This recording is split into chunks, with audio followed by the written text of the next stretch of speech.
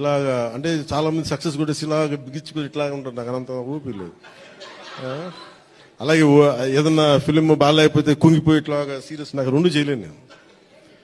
అలాగే నేను ఓడిపోయినప్పుడు 2019 అందరూ నా గురించి ఎక్స్పెక్ట్ చేస్తున్నారు, అసలు వీడు ఎలా ఉంటాడు చూద్దామని, అంటే వీడు ఎంత అవమానం పడతాడు అనేది.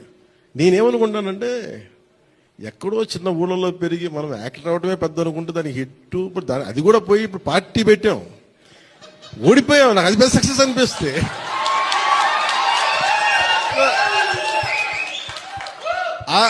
I truly enjoy my journey. It's not about success. ఒక అడుగు ముందుకేస్తున్నావా లేదా అనేది. అలా అడుగు ముందుకేసుకుంటూ వెళ్తేనే కదా ఈ రోజున కూర్చొని డిప్యూటీ సీఎంగా మీ ముందుకు వచ్చాను. అందుకనే ఏంటంటే ఇది నాకు చాలా అందరూ చాలా సీరియస్గా తీసుకుంటారు సక్సెస్ని. నాకు అట్లా అనిపించదు. అదే జీవితాన్ని సీరియస్గా తీసుకుందాం, బంధాలను సీరియస్గా తీసుకుందాం, మానవత్వాన్ని సీరియస్గా తీసుకుందాం.